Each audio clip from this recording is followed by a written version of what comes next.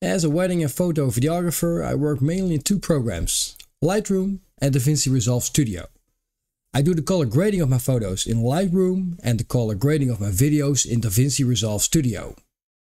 But lately, I've fallen in love with some color grading I do with DaVinci Resolve. But is it because they are video files, or are the pixels different? Is it just the color space of my videos coming out of my Canon camera? Or has it something to do with the 16:9 image ratio of the video files?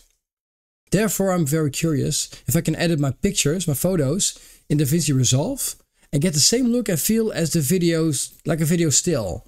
For the people who don't know what DaVinci Resolve Studio is, in short, DaVinci, once started as a color grading tool for video makers and Hollywood films, is now one of the most popular, complete and video editing programs on the market. A lot of people switching from other video editing programs to DaVinci Resolve Studio. You can use it for free or a paid version with more features. The free version is called DaVinci Resolve Free and the paid version is called DaVinci Resolve Studio. I'll put a link in the description right here. I myself use DaVinci Resolve Studio. After trying out the free version, I fell in love immediately. Because I'm a professional, I like the studio version because it just has so much more features, which I absolutely love. Of course, I've prepared myself and already selected some photos to use, so let's get started.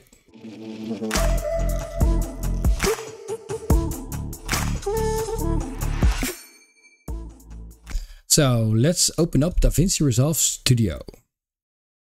There it is. So right now we're in DaVinci Resolve. I'm not going to go in details on how it works, but to give you an idea, the workflow starts left. You import all your files here. Then you have a cut page. You can cut your videos. You can do it different ways, but a way to do it is do it right here. You can cut the part you want for your videos. Of course, these are photos, so there's no moving part on the videos. Then you get the edit page. Over here, this is your editing timeline. Fusion, you can all do kind of After Effects, the same as After Effects. Color grading, that's where we do the color grading. Will be there quite a lot. Fairlight is for the audio, audio mixing and stuff. Works really well. You can do everything in DaVinci, and of course, Deliver is the exporting part of the program. It's a very logical workflow. If you want to see more of it, there are a lot of videos about DaVinci. I'm not going to go in that detail, but we're going to focus ourselves on photo editing. We're going to act like it's some kind of Lightroom. So this is the photo unedited. I converted my photos to DNG files. You can do that through Lightroom or Photoshop. And the DNG files are a little bit the same like the raw files, but DaVinci Resolve can open those files, so it knows it's a photo file. It's the closest thing to a raw file there is. There are some different files, but for the easy use, we just use the DNG files. Now we go to the color grading, and that's where the magic happens. As you can see here, you got all kind of tabs for color grading, and if you never saw this, you're like, what is this?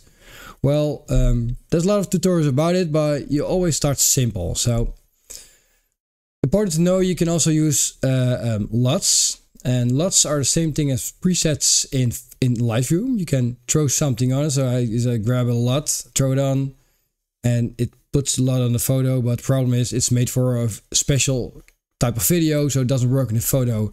Maybe one would, well, this one works a little bit. But you get the idea. These are basic LUTs I use for, it doesn't reset, it's annoying. I can use all my video files.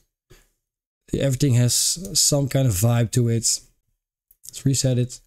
But we're going to do manual. So these are kind of the layers of the video or the photo I'm using. So this is the basic photo.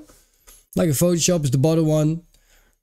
And we can put things on the photo in this case, so it's non-destructive, same as Lightroom. That's the great thing about it.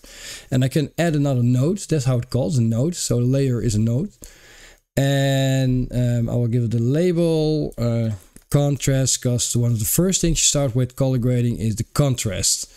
And this photo is pretty dark, to begin with, but it's just it has so much mood to it, and I like moody kind of photos, and it's perfect for film. So first we're gonna add some contrast, and the waveform, the vector scope doesn't really. You got a histogram, as you can see here, and we're gonna put on the pivot also. You can see it's get a little bit lighter because, and over there some contrast like this. And you can already see we got some contrast going on right here. It's a big difference if I turn this off. Oh, sorry. It's a big difference. So we got some contrast, but still it's very boring. So we need some color differentiation.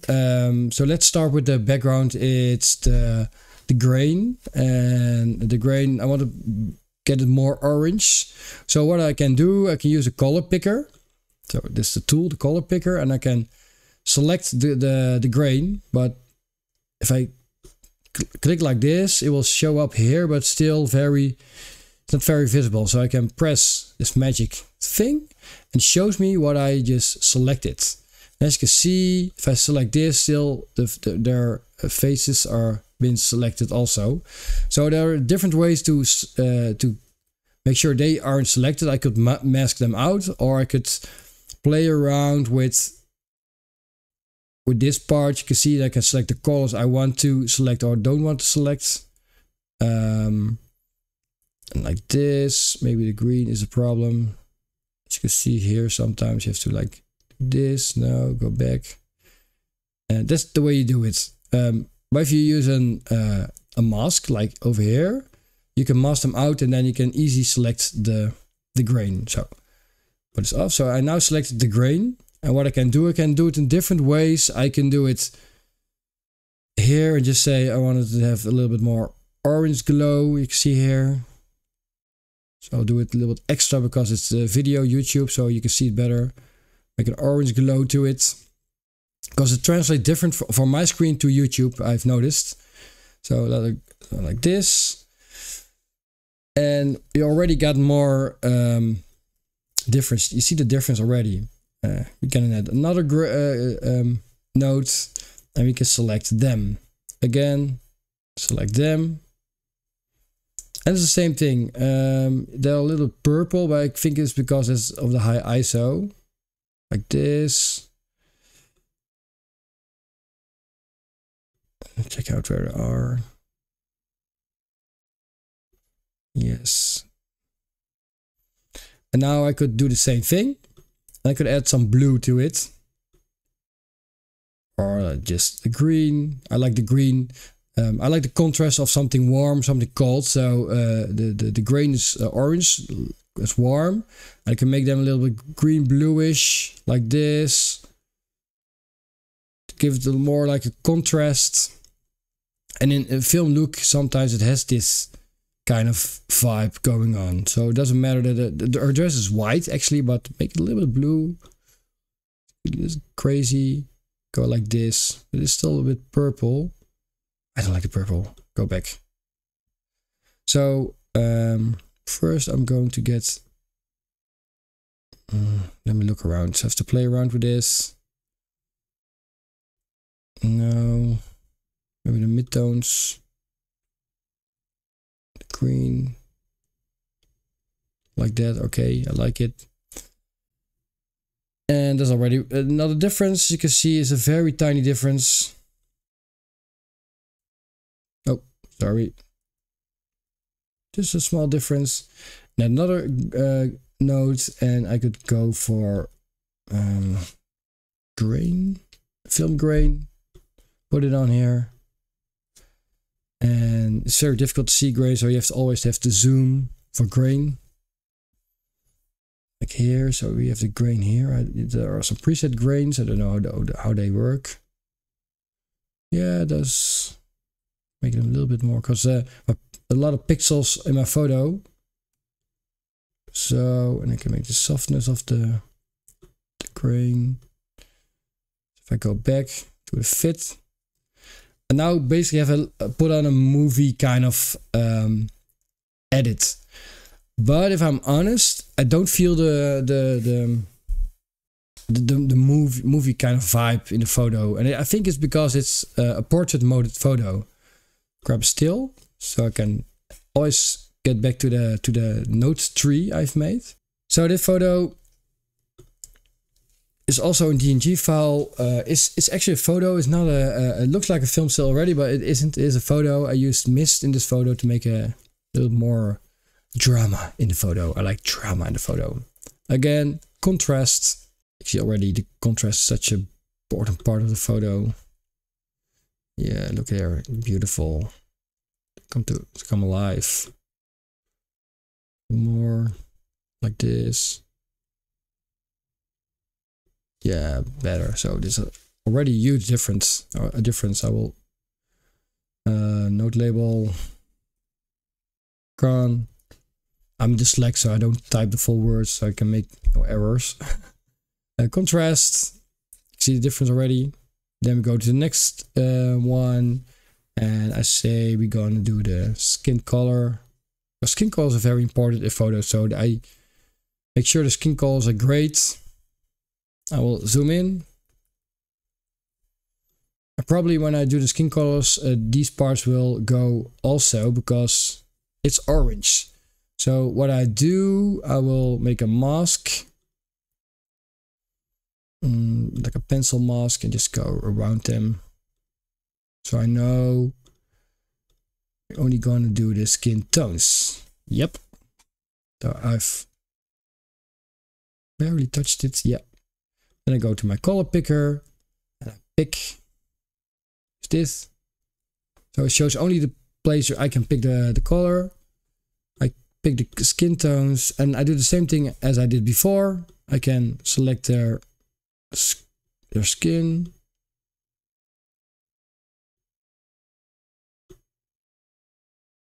It's also her skin. Check. Skin, the one to select the hair. Okay, like this.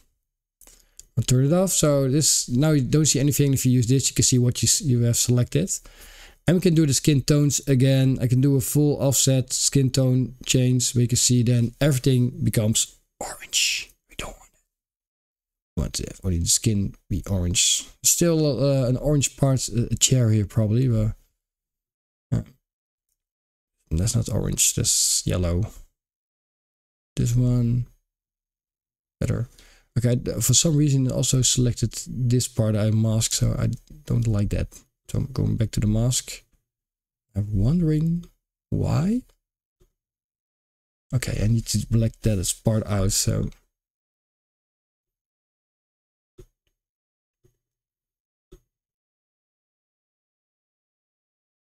It turns out to be more difficult than I thought. So like that. Why does he select the background? It's just black. It has no orange. It's a complete.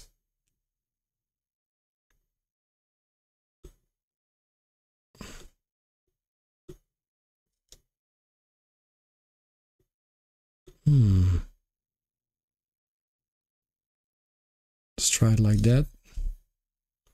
I hope her face will work like that. And we can put on some orange. Yeah, it's a little bit better. See here. Zoom out. So look at this, already way better. Then the rest of the photo, the picker, need a new node, new layer. And what I can do to make it a little more easy, I have to turn off the picker, reset it, go here, select this, like this, and you get the red one. Yep, like that. Now we could say, I have to invert it.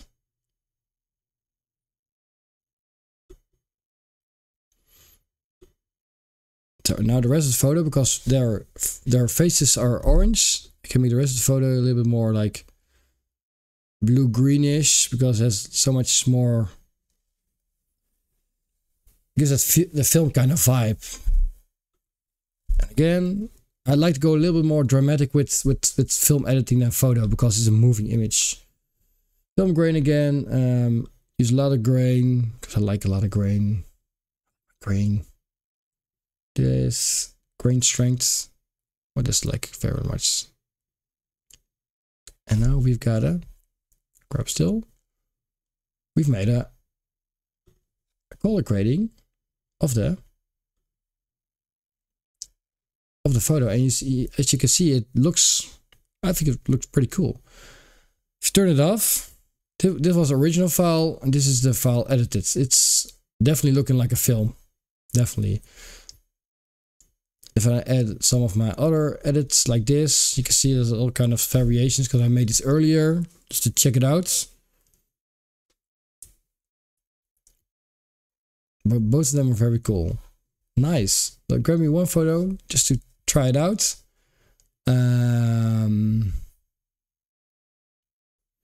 can't find it. That's such a great photo. Yeah, this photo. It's also very interesting. Again, zoom in. Oops. Zoom in so it fits. Yep. Color grading. Add some contrast. We need contrast.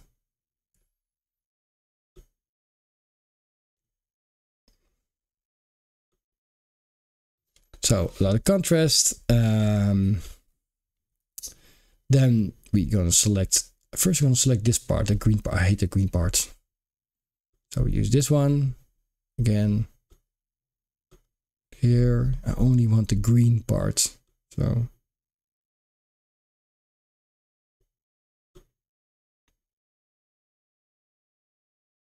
There's the green. Now I have to like this. Yeah, so now we get the green parts. I want to desaturate the green. I go to my saturation versus saturation. Here. And I can just turn it down like this. Do it like this. The green is gone. It's gone. There's such a difference already. Check it out. There was it. It's now. Well, we need more contrast in the photo in terms of color. So what we're gonna do? We're gonna start again. Use a color picker. Select the skin tones and doesn't select fingers. Need the fingers a little bit. Like this. Yeah, like this. Finger. So this is a great selection of the skin. I'm gonna add some color. And I'm now doing a very quick way to add color. So I'm not gonna do it in because it takes some time to do it really perfectly. I want to do a quick. It's already getting a long video. Then we're gonna select the veil. I don't you say veil, probably. Veil like this. Oh, perfect. Perfect score again, and make a contrast. So I don't want to use a warm color, but I can use a warm color like orange stuff, but it doesn't work. You want to use a blue or a greenish. Let's say blue, because it has so much more film vibes. Now you get the contrast of the blue and the orange just pops out. And we need some grain. Oh, sorry, it isn't. Oops, what did I do? Put it over here, put the grain over it. And like this. Some softness. Maybe put some grain over it. I'll grab a still. And look here, it has that full. As you can see here, it really looks like a movie still, and it's actually a photo. And if you go here, we can go to this file. Also looks like a movie still. If you go back to the original, like this is original. This is the edited file. Same here. This is the edited file. This is original. So such a difference. Cool. I'm impressed with how well this works. But what do you think? Let me know in the comments. If you want to take a good look at these photos or more of my work, you can go to my Instagram to see a post about the video or just more of my portfolio. Would I apply this method to my weddings, this color grading method? No, probably not. Purely because it's too slow in workflow and DaVinci doesn't have a handy catalog like Lightroom. But if DaVinci made an option for a good photo library, I might well switch.